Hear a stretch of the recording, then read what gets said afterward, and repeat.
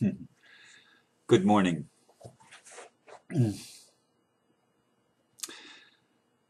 Let me just read the title and blurb, and then I'll talk to you.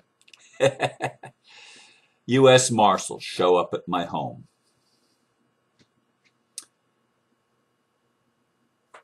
I got to turn this off over here. As I was making breakfast yesterday, my doorbell rang. It was two U.S. Marshals.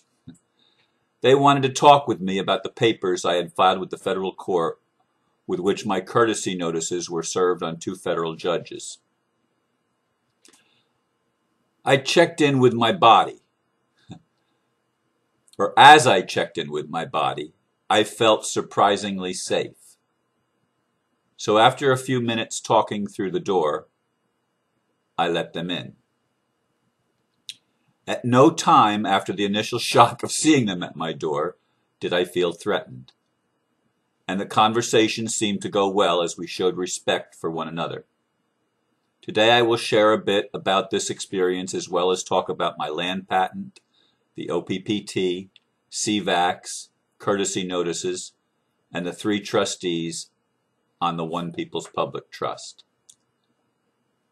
Let's see. I see mistakes that I don't see until I read it. So anyway, I fixed that.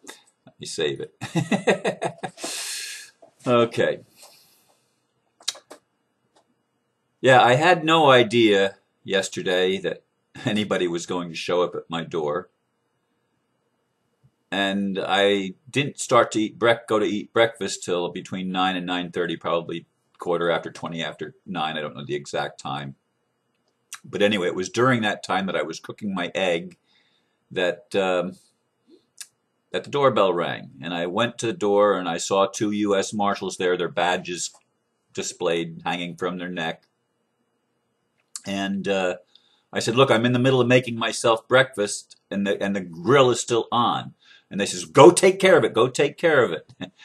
And I went and I came back with the sandwich. I held it up through the glass in the door so that they could see that I had a breakfast sandwich there.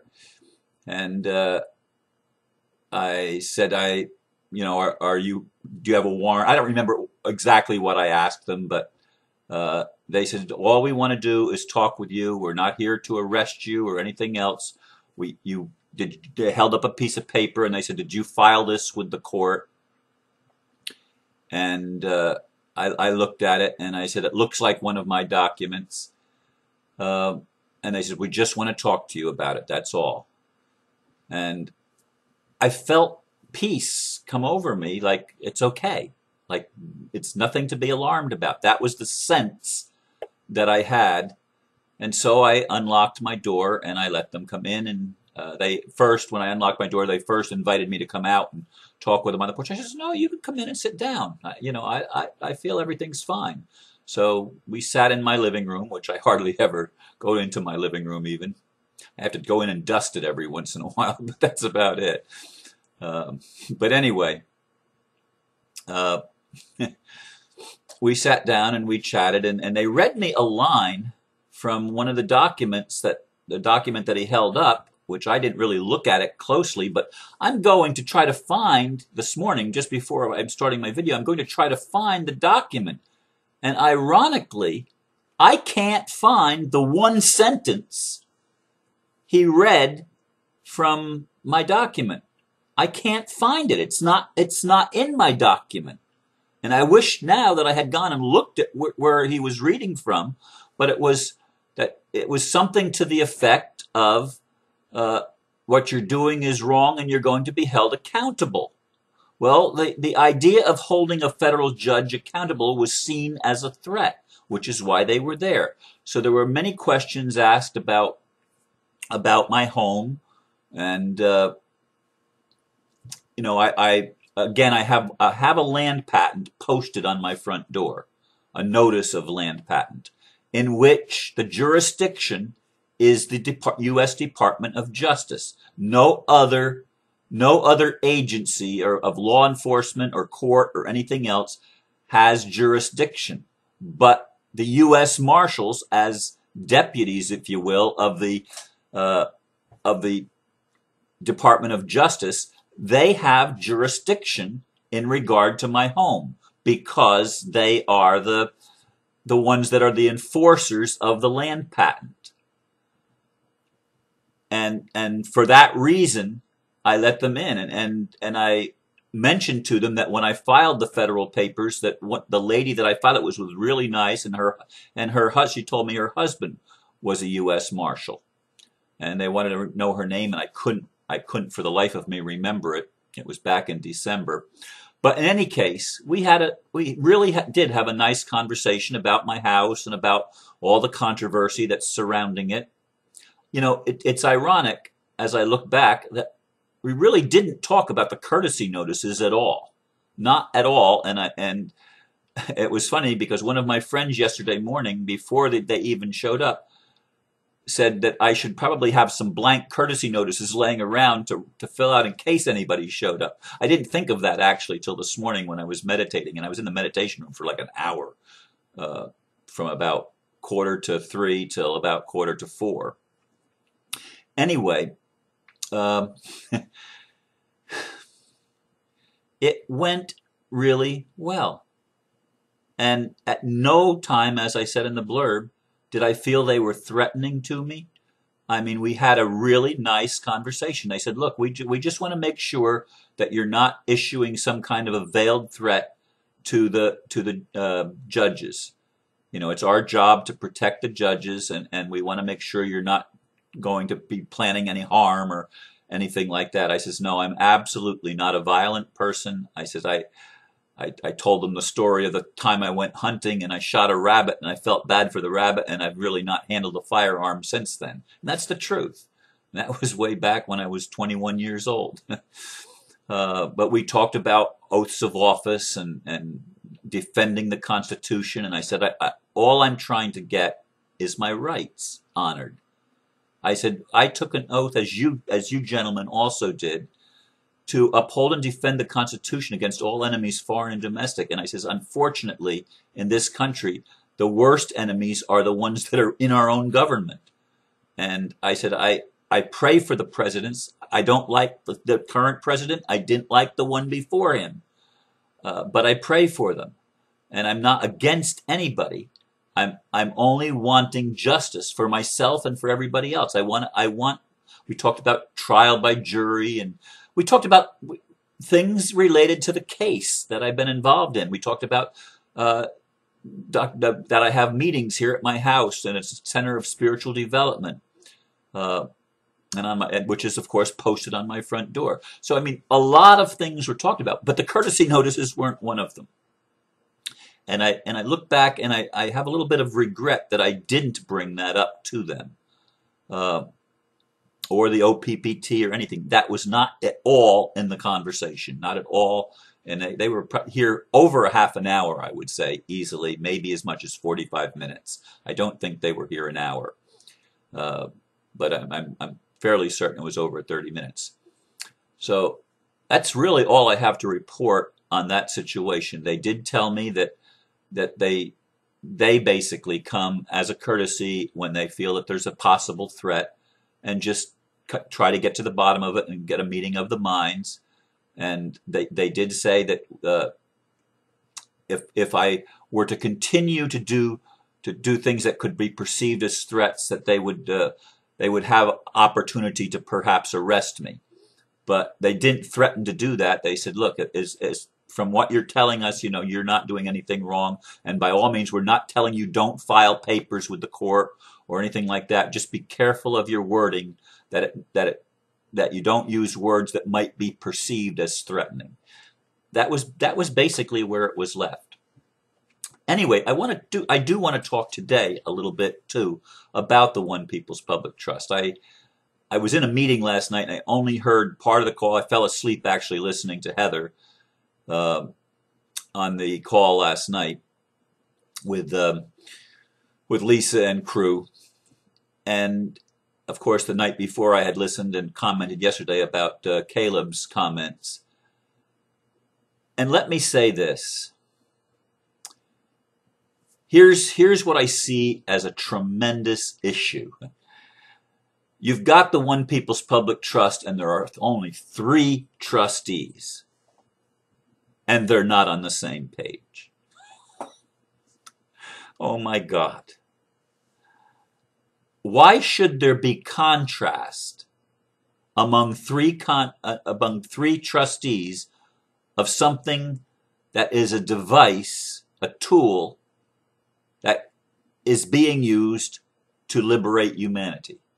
Why shouldn't there be unanimity and total agreement with just 3 people? Why would they have a trustee on there that doesn't agree with the principles of the OPPT and the CVACs and the courtesy notices and everything else? This was the thing that really bothers me. And I've really explored my own feelings in this. I mean, somebody said, I think Caleb was, a lot of people said that they think Caleb was saying what needed to be said. And somebody asked me a very leaded question. Do you think he was coming from his ego or from spirit? And I said, from his ego. But, I answered, but he was triggering my own insecurities, which is my ego. My ego is what feels insecure living in this world.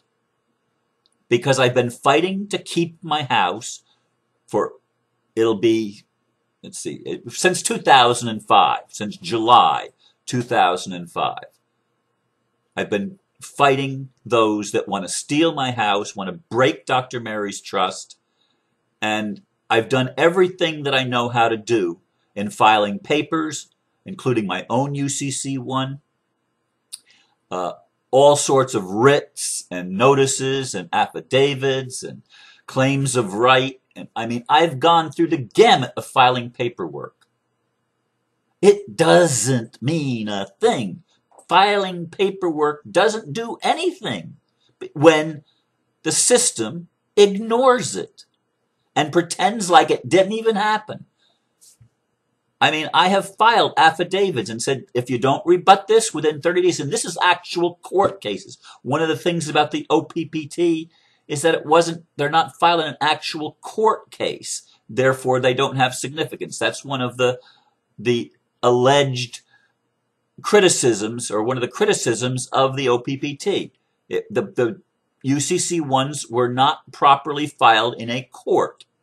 Well, I don't know enough to answer that question. But mine were filed in a court. My paperwork was filed in the court in an actual case, and the courts ignored it. And this is where the insecurity comes from in me, and I'm not alone, you see. Lots of people all over the world are having their homes taken unlawfully by the banks, and the courts are in collusion with them, and oftentimes the police and law enforcement are also in collusion with the banks. This is the problem that has to be addressed. And when Caleb's talking about, you know, that it's over, the UCC is complete, it's collapsed, and basically the CVACs to him don't mean anything. That was like putting a pin in my balloon, because I've wanted to gain unanimity in the world so that we can speak up and reverse the trend of losing our rights and start claiming them again and having that respected by the people in charge. You say, but Ron, you see, you're putting people in charge. That's the world we're living in. And I'm having trouble jumping into some other world that's not the world that we're living in, because everything that I've done, everything that I believe is based on continuity and building bridges. Everything. You can't get there from there. You can only get there from here. And we've got to acknowledge where we are. And that's what I've always tried to do. Most of the time anyway. I mean, that's been a very main emphasis in my life. To accept where I am. To accept the feelings and the emotions. That we talked about that last night. There are no negative emotions. They only become negative when we don't allow the energy to flow. when we're trying to correct it and control it and resist it, that's when they become negative, because we stop the natural flow. But in any case, I'm going to go back this a little bit later, and I'm going to listen to last night's thing when I can give it more undivided attention. I want to hear what Heather has to say. But it really bothered me that just to hear that Caleb and Heather are not in agreement. And I don't even remember the other guy's name. But anyway, I hope he and the other guy and Heather are in agreement. Because if it's only Heather, well, actually, it's wonderful. If it's only Heather that sees the need to help our brothers and sisters, and doesn't have the attitude of every man and woman for him or herself. I mean, that sucks. We're not all just in it for ourselves. If that's the thing, we're never gonna change the prison planet. We're never gonna change the system.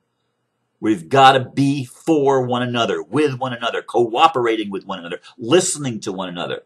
If you have a difference of opinion, to listen to the difference of opinion and try to move as much as possible to develop a unanimity of purpose. And our purpose is freedom for everybody. Our purpose is peace on earth for everybody, to stop the war, to stop the fraud, to stop the inhumanity to man, and man's inhumanity to man, to stop man's inhumanity to the planet itself and to the animals and to the other creatures on our planet, to stop man's inhumanity or the government's inhumanity to the extraterrestrial friends, so that we can live in cosmic harmony.